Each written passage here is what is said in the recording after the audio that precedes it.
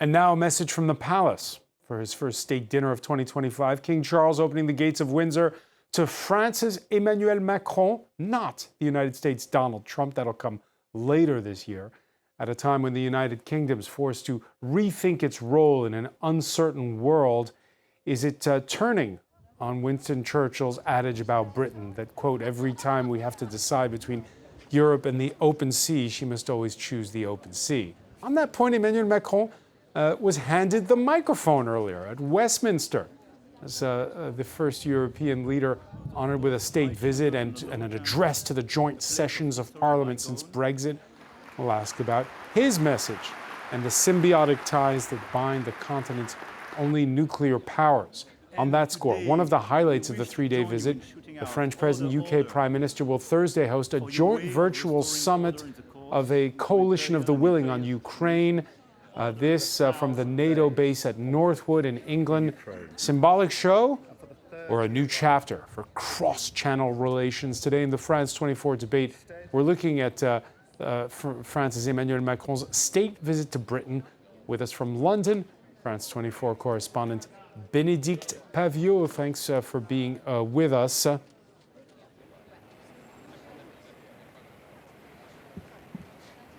From Strasbourg, he's chair of the EU-UK Parliamentary Partnership Assembly. Sandro Gozzi, member of the European Parliament for Emmanuel Macron's Renew Europe bloc. Welcome back to the show.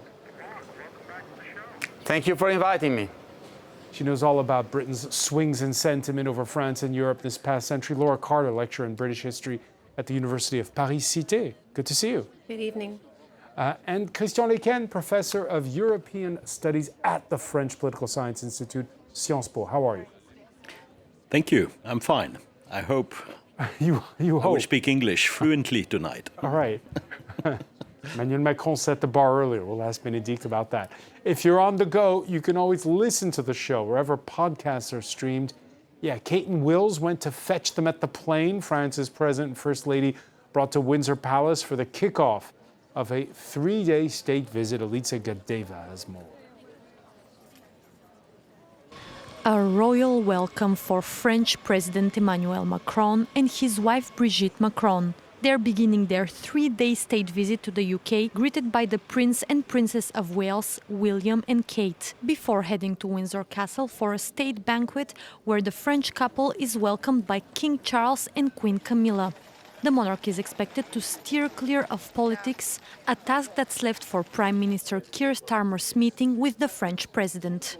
The visit is seen as a symbolic reset for the two countries that drifted apart after Brexit. Macron is the first EU leader to visit the UK since it left the bloc in 2020. Well, there's a need, I think, to catch up after the damage done to the bilateral relationship after the Brexit negotiations, when France was more or less playing the bad cop in that sense. Beyond its symbolism, both Macron and Starmer hope for practical results. Migration is one of the more sensitive topics on the table. Starmer hopes to announce more robust cooperation between the two countries to curb illegal migrant crossings of the English Channel. In 2024, more than 36,000 arrivals on British shores have been recorded by the British government, a yearly increase of 25%. Macron and Starmer are also expected to focus on defense, in search of a response to the return of war to Europe with Russia's invasion of Ukraine. And although discussions on energy and trade are also expected, most topics are covered at a European level, a space where the United Kingdom doesn't have a say. Lofty issues on the menu. Bénédicte Paviot, let's start with the most important. What's for dinner? I'm afraid I've been steeped in geopolitics and the speech of Mr. Macron and trying to find out, because we didn't quite get the access we needed to because of the police, to the Churchill statue. I know. I must do better and check on that menu. I think it's going to be, even if they will be British products. All right. And, you know, we're saying that, yeah, no politics when it's the king, but don't we already have the politics with the optics of receiving France's president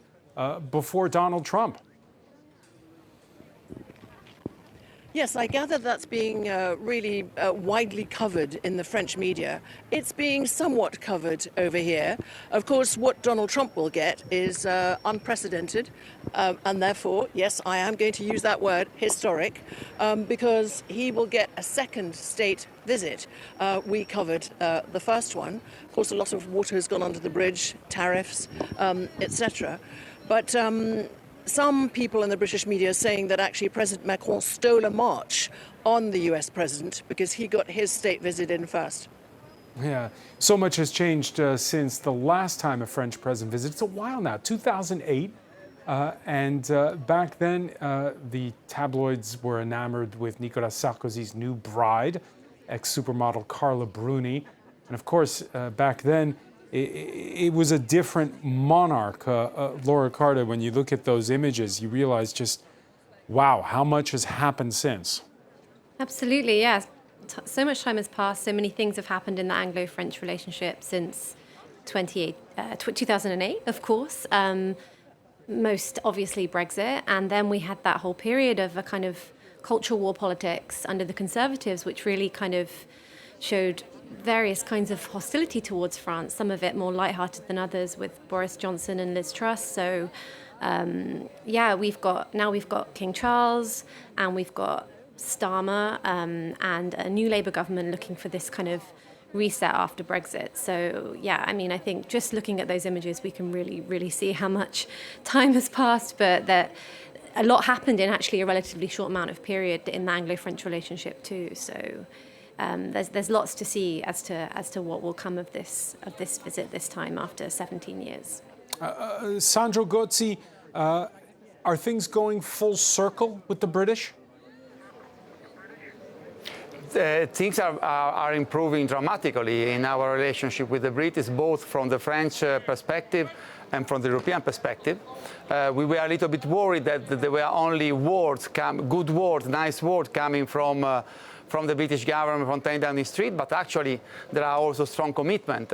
What we have decided, recommended as parliamentarian in March, what Keir Starmer, Ursula von der Leyen, and Antonio Costa decided on behalf of UK and EU to do with the summit, the statement of the 19th of May summit, a strong partnership in security and defense, proper implementation of the existing agreement, and searching also for new joint initiative goes absolutely toward the right direction. So I think that not only the tone has changed across the channel, but also the substance, and I think that this is absolutely positive in both side interests. I hope it is only the beginning, but it's a very promising beginning. A very promising beginning. Christian Lequin, you saw this moment coming, where we would see what Sandro Gozzi just described? Yes, we saw it, at the beginning of the Conservative leadership, because it started with Rishi Sunak. There was a kind of normalization compared to the predecessors. But then the big change was the election in July 2024 of the Labour and Starmer. And the impression we have is that it's a new step for the UK.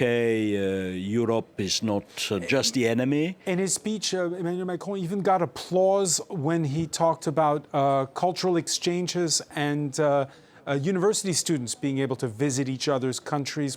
Whereas that had been suspended a few years Absolutely. back. This is something we'll have to improve. So what happened? What changed?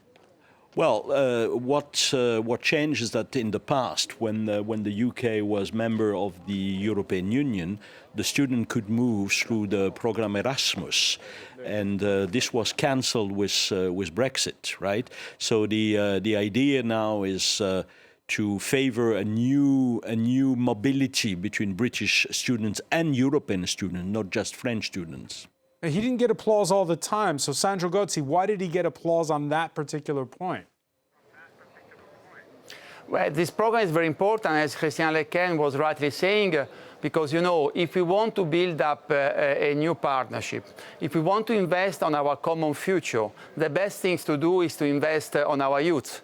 is to invest on the new generation, is to invest on exchange, is to invest on exchange which goes beyond only also the university. Erasmus Plus doesn't cover only university exchange, but can promote a movement of apprenticeship, voluntary service association, sport association. We really have to go beyond and beyond the university cooperation, which is very important, and we have to promote this youth opportunities approach. Also because, I mean, imagine if we started to diverge and to, prevent youths from meeting each other across the channel. I mean, in 10 years, our youth in Europe and UK won't even remember that UK used to be a member of the European Union. And this is exactly what we want to do. We want to share also, I mean, a memory, and we want to underline that our relation is, in any case, whether we like it or not, a special relationship, because it's the first time that we organize a partnership with a former member of the EU member state. And I think that I insist, promoting youth exchange, betting on youth, it is the best way of lay down true foundation of a new partnership between EU and UK. And then there are also common interests. I mean, research program, cooperation between EU university and UK university. They all go toward the direction of a share interest, I believe. A shared interest, and there was even Bénédicte Paviot in his speech, Emmanuel Macron, who drew a bit of a laugh when he talked about, speaking of cultural exchanges, loaning the Bayeux Tapestry, which to art historians, I guess you could call it the world's first cartoon. It recounts the exploits of William the Conqueror in defeating the English all those years ago. It was both a jab at past rivalries, but also perhaps part of this closening of ties that's being brought about because of a broader context. Indeed, and there are very many shared ties culturally, in all kinds of manners. We heard him state that figure, that there are 300,000 French people, and that's a minimum. I think there are far more that are not registered with the French consulate who live in the United Kingdom, that France is the second biggest employer in the United Kingdom, also that there are over 130 or 150,000 Brits who actually live in France, and many more who come as tourists.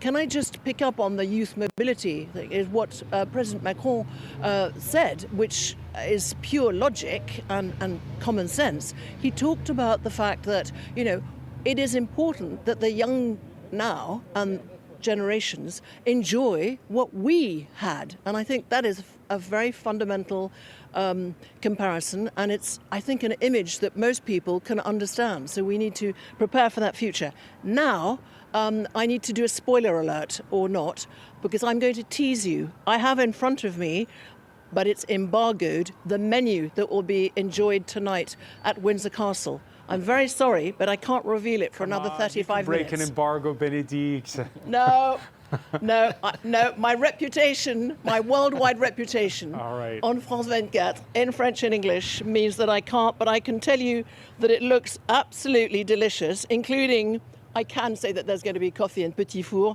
That's not dangerous, including the wine list and what the beverages that will be enjoyed during and after the dinner. That's all I can say at this point. I'm very sorry. Does the food read as though it's French or English? It doesn't specify, as far as I can see. I can tell you that there is a French, I hope I'm not breaking an embargo if I say there is a French chef somewhere in there involved. I hope I won't be admonished for that. And there are, sometimes there's some French expressions and sometimes there are English. So I cannot tell where those products come from. Yeah, putting French names can be the culinary world's equivalent of greenwashing. Let me ask you, Laura Carter, all this, are we overblowing it? This, it's the EasyJet generation. People move about. So is it really that the French and the British don't know each other the way they used to? I think that's a really interesting question. I think, of course, people have been ever since Brexit and before traveling for city breaks and holidays between France and Britain. But I think the point about university mobility is key. The Erasmus scheme, since that has been taken away, there have been some kind of bilateral exchanges, but it's been tricky. And I just wanted to add, it's also about school visits, right? That's a huge part of getting kids, younger kids, primary and secondary school kids across the channel. And that's been a huge problem since Brexit. I believe in 2023, some progress was made about not requiring passports. But that's where it all starts, when children are much younger and are at school and doing these kinds of short exchanges with their teachers. But no, I think to come back also to the point about the biotapestry, which is, by the way, an embroidery, not a tapestry. I think that's also a really key example of soft power, which is a big part of this kind of Anglo-French things getting closer and having this reset that we've seen since Sunak and then Starmer. It's not the first time that exchange has been promised. It was promised in 2018 and it didn't come through. So we really hope that it happens this time and we see the Berg Tapestry in London, because it really is the symbol of the Anglo-French relationship. It's 900 years old, and if it's there on display in London, then it's kind of undeniable that there is something kind of special between these two countries that isn't just geographical. Right, and when it comes to soft power, Sandro Gozzi, is there an equivalent of a state dinner at Windsor Castle? Well, I mean, it's very difficult. Certainly, it helps a lot. And I think that all the setting, all the scenario is there to remain in the spirit of a sort of new entente cordiale between France and UK. And I think also this is what the spirit and the golden thread of the speech by Emmanuel Macron. I mean, the forms are also substance in politics and diplomacy. And the forms which are followed, the protocol which is being followed during this visit, as we can say that there is a strong will between the two sides, from the kings and from the government on one side, and from the President Macron and the French government on the other side, to really, I mean, enter into a new phase. And I think that the Windsor Castle and maybe I hope, I'm sure, also the very high quality menu will help a lot to move things toward the right direction. Let me ask you, Laura Carter, just a technical question here. We know that when the King reads the speech at the opening session of Parliament, it's written by the Prime Minister, right? Is everything chosen by the Prime Minister here, or does the King have some say? Well, I think that gets to the heart of the question as to kind of like how much say does the King have in these things. He's known to be a Francophile. I'm sure he makes his interests known. The core of it is... Because the French are painting it as though Charles insisted on France because he's been here 35 times and he loves France. But is that actually the case? The truth is we don't really know, because he's not going to come out and say that. But he's been very vocal about his love of France and the French language and the French culture. So we've got to believe that he's got a hand in there, if not a light, invisible one. 2023, the now 76-year-old Charles displaying his love of the French language during a state visit to Paris. He had a speech at the French Senate before a joint session of the French Parliament. En tant que voisins, amis, partenaires et alliés, il n'y a pas de défi que nous ne puissions relever. Christian Lequen, is Charles a relic of the past?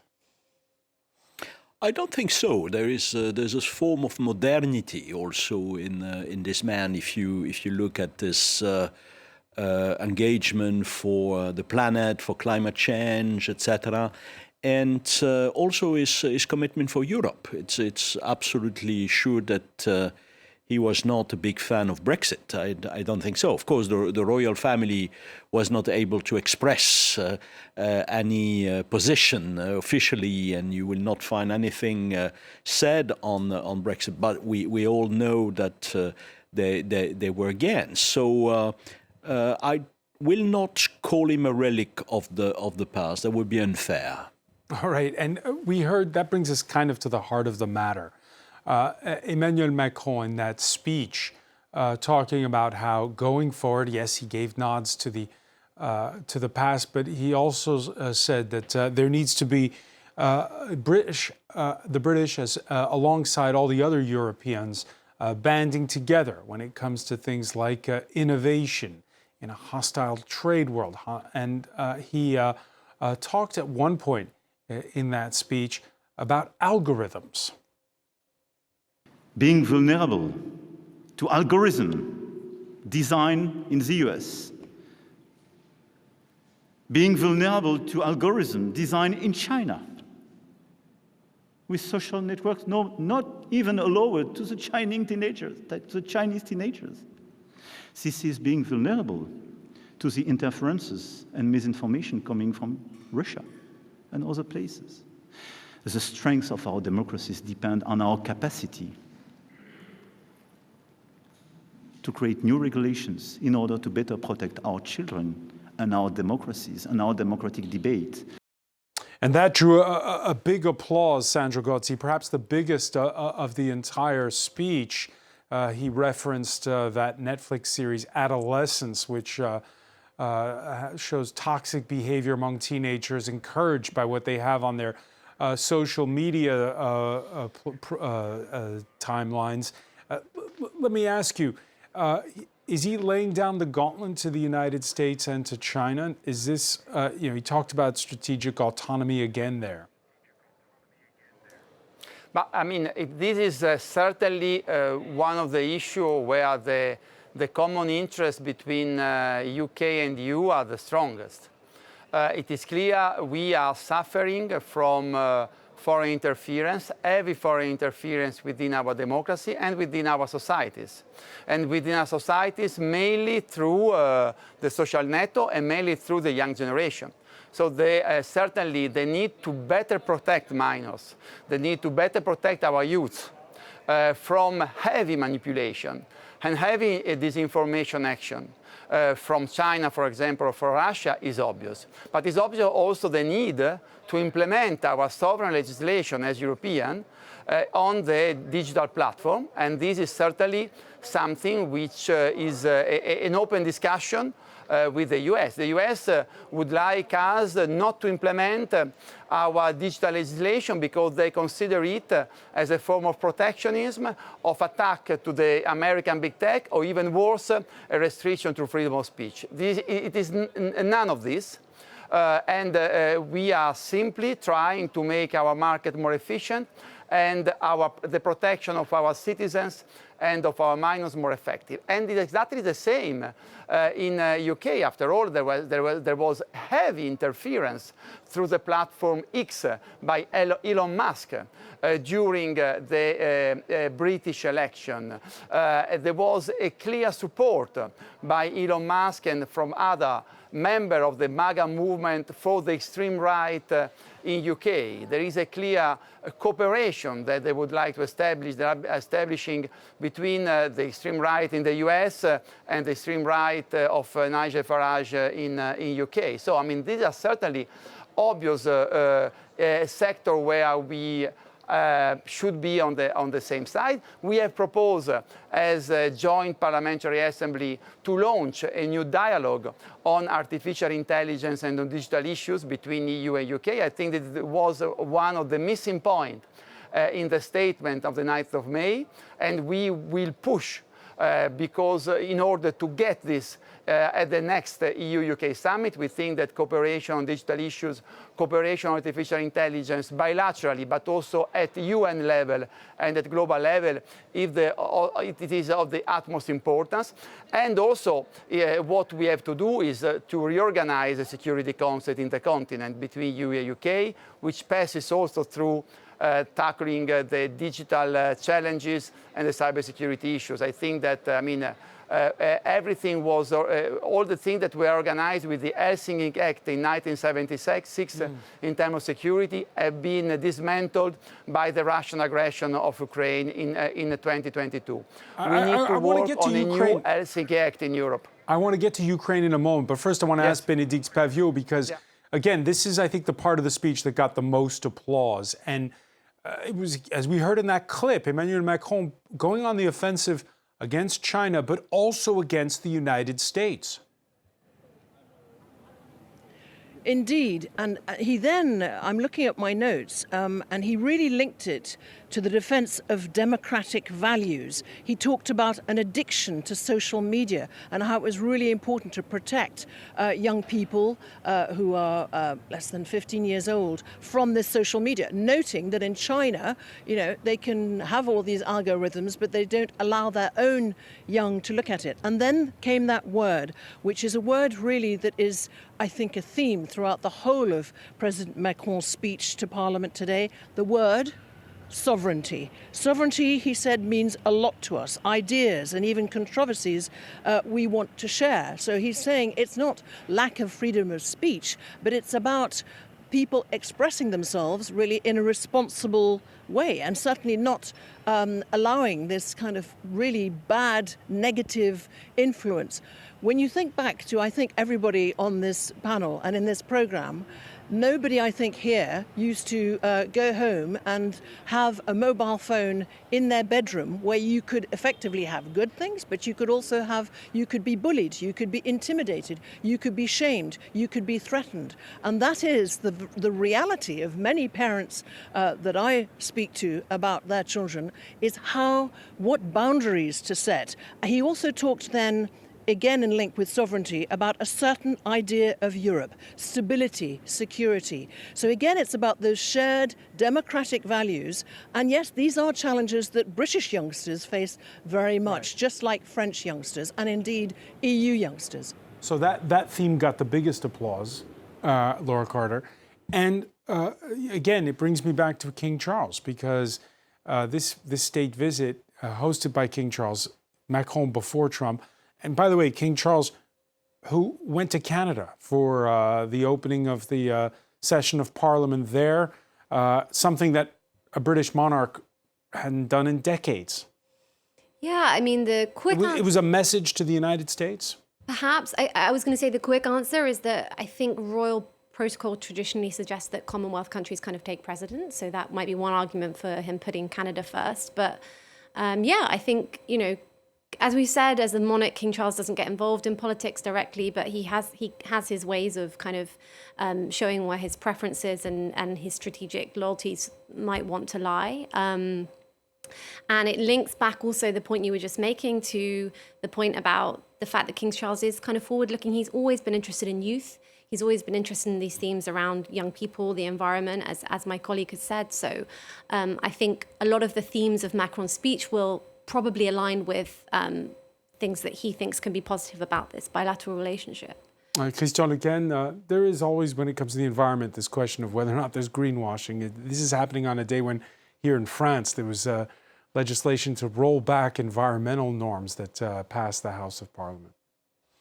Yes, this is a topic now which is linked to the fact that the right-wing parties are stronger in Europe, and in general, the right-wing parties, they consider that green economy has a contradiction with competition, etc., which is totally wrong. But this is something we see also at the level of the European Parliament. I'm sure.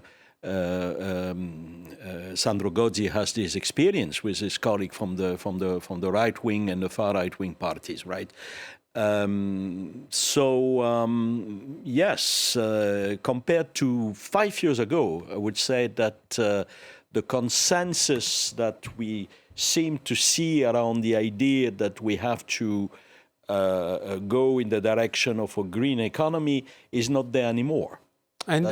And of course, the fact you have Trump, before Trump, Bolsonaro, etc., populist leaders who are also anti-climate change, etc., it reinforced the trends, right?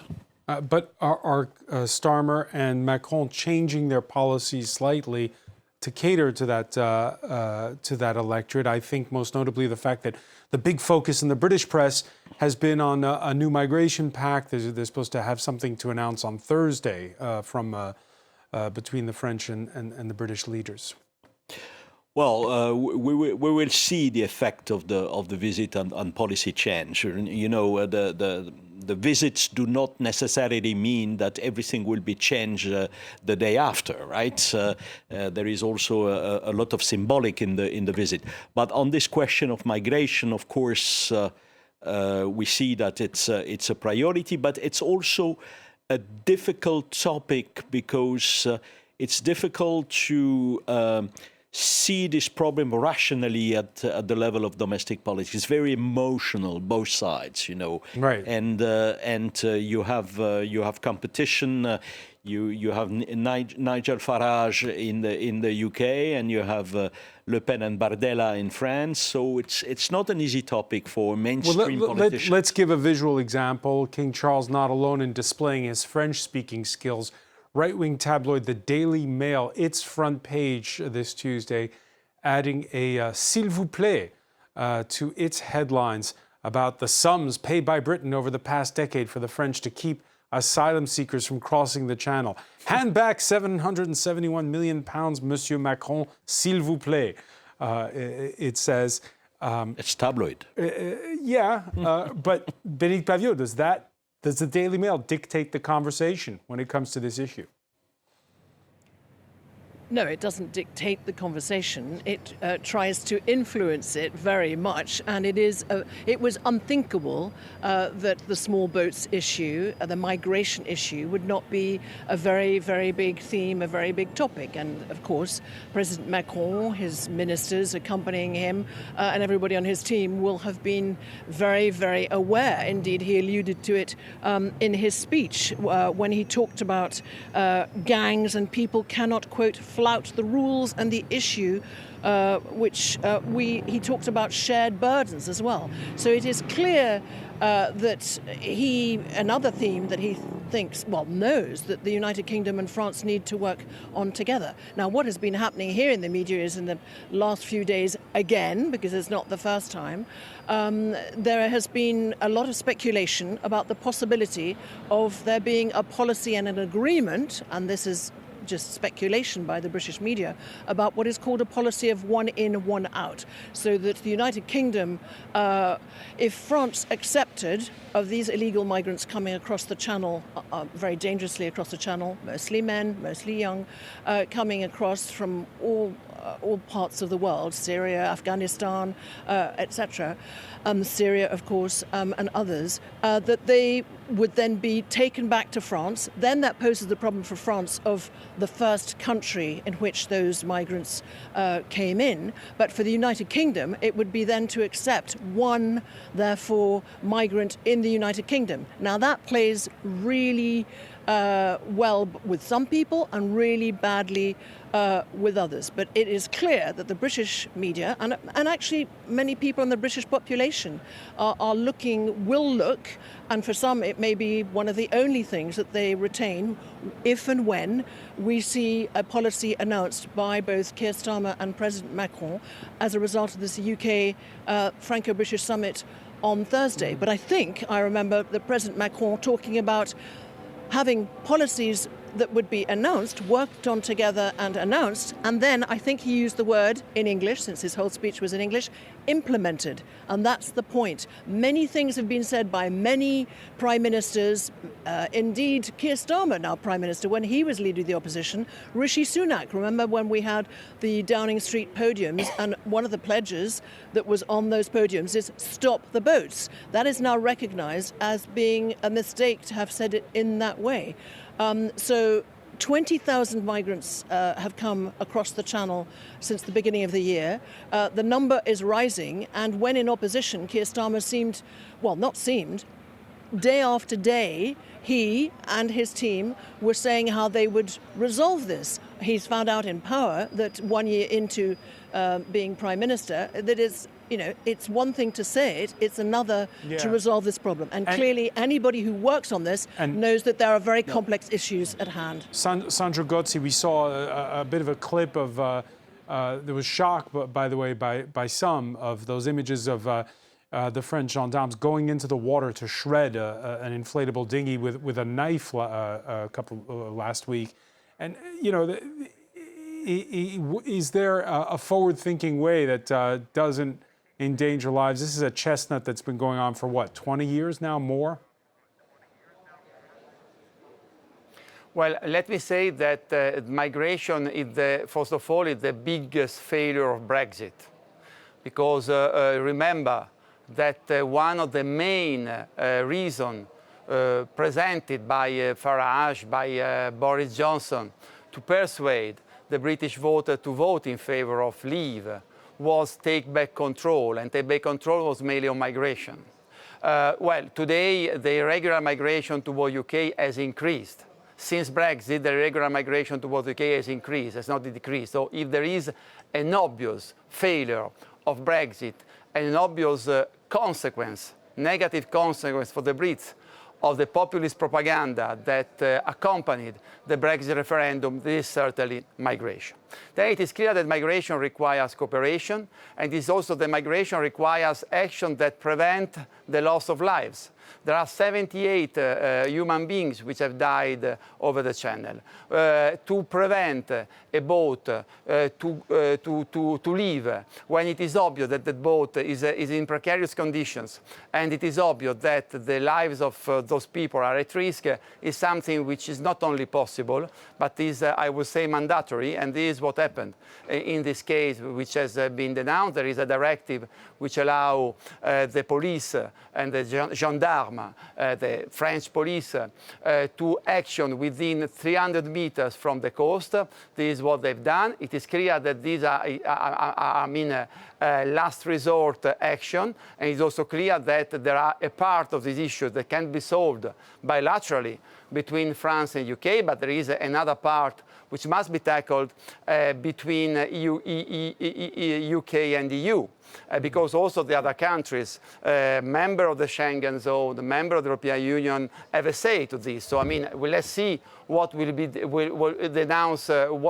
announced on Thursday. But certainly there is a European dimension that cannot be neglected in tackling this issue. Then we have common interest in tackling and dismantling the networks of traffickers of human beings, better control our borders, improve our cooperation with the country of origin. I mean, these are all common interests between UK and EU, but in London they might understand the EU can and must play a very central role in all this issue.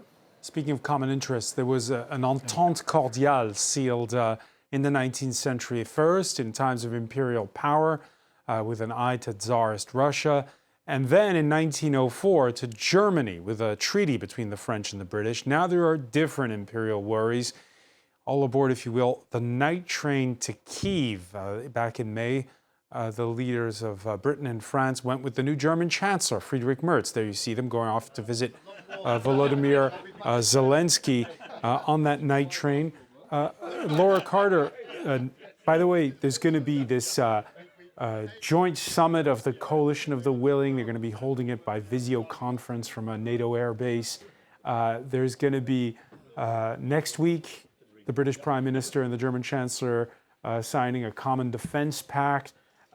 Again, when you talk about common interests, is it vis-a-vis Vladimir Putin or vis-a-vis Donald Trump?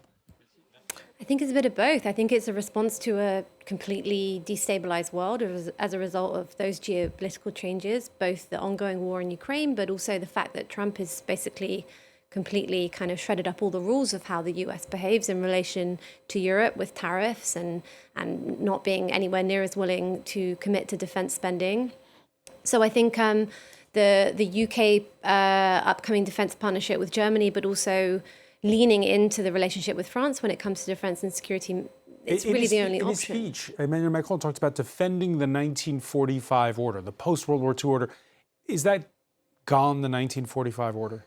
Well, I mean, there's echoes of Churchill's gathering storm, right, in the way that these threats are being kind of drummed up. I mean, I think that the alliance after the Second World War was a European alliance, and it was the core of it had during the Second World War been a Franco-British alliance with the US in there too. So it's not really the same thing.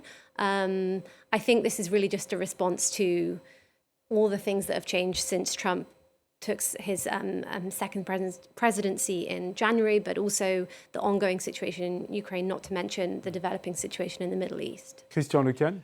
My impression is that one of the achievements of both Trump and Putin is that they have made the relations between the European leaders better, right?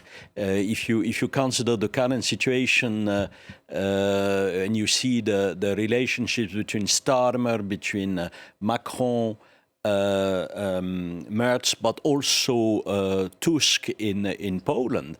Well, they are very good. They are very good when it was not the case a couple of years ago. So.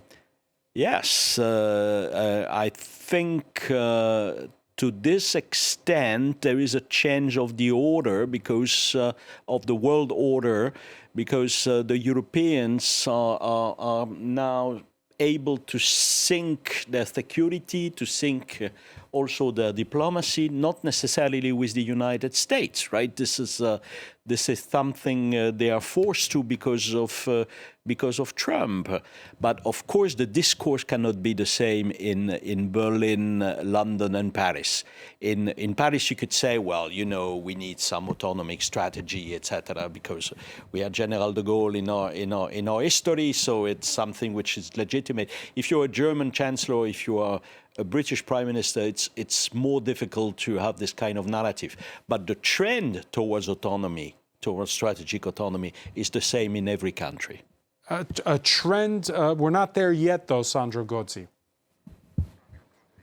No, we are not there yet, but certainly it is true. I would say that Donald Trump and Vladimir Putin could be remembered as the new founding fathers of the European Union, especially on defense and security. So Donald Trump is seeking for the Nobel Prize, but we could thinking of giving him the Charlemagne Prize already. If what is possible what could happen, it will really happen. I think on defense and security can be the new priority for a new chapter of European integration. There is a strong will in Paris. I beg your pardon? Is it the most important issue? Is this the heart of the matter of this state visit? At the moment, yes. At the moment, yes. At the moment, security and defense is the most important issue. Not the only one, but the most important issue. It's also the most important issue in the relation between London and Brussels. And it's also the most important issue because, as I was saying before, we have to think to the future, and in the future we have to work on a new Helsinki Act. The Helsinki Act of 1976 organized the security and cooperation in Europe. Now everything has fallen apart. Has fallen apart because a member of the Security Council, Russia, has violated one of fundamental principles, not only of the UN, but also Helsinki Act, the integrity of the borders, because the US clearly wants to disengage from the European continent. So we have really to think how to reorganize the security and the cooperation in Europe, how to organize a new coexistence in Europe. And from this perspective, it is clear that the relation between the two only European countries which are member of the Security Council and which have the nuclear weapon is absolutely fundamental. And I think that this can be a new chapter of European integration between the willing country, the willing member state that wants to go faster and deeper toward the direction, and in the same time, those group of countries can and must build up new security and strategic partnership with UK, with Canada, with Norway. So I think that this is really a form of Europe based on the political will. Those who want to go faster and deeper their integration, especially in defense, they must be allowed to do so without obliging the others, be they Austrian, Hungarian, Maltese or Irish, to follow them. And the fact that Britain is not in the EU might make that easier. We're out of time. An army moves on its stomach. Bénédicte Pavio, give us some news. Right, okay. In the spirit of the Entente Cordiale, the royal household has collaborated with famous French chef Raymond Blanc. And I can tell you that the first course was will be a selection of tender summer vegetables from the gardens of one of the restaurants of Le Manoir of Chef Blanc, with sage, raw tomato and extra virgin olive oil dressing. Then supreme of Rug Estate chicken with Norfolk asparagus and tarragon cream. Then iced blackcurrant parfait on a blackcurrant soaked sponge with elderflower jelly. Then they will have Grand Champagne and vintage port, reflecting President Macron's date of birth and His Majesty King Charles III's king of birth. And here's it, a cocktail that is for the occasion called L'Entente, combining British gin, lemon curd, French pastis, garnished with some flowers. To be consumed with moderation, no doubt. Bénédicte Paviot coming through as always. Many thanks for that. I want to thank Sandro Gozzi for being with us from Brussels, Laura Carter, Christian Lequen. Thank you for being with us here in the France 24 debate.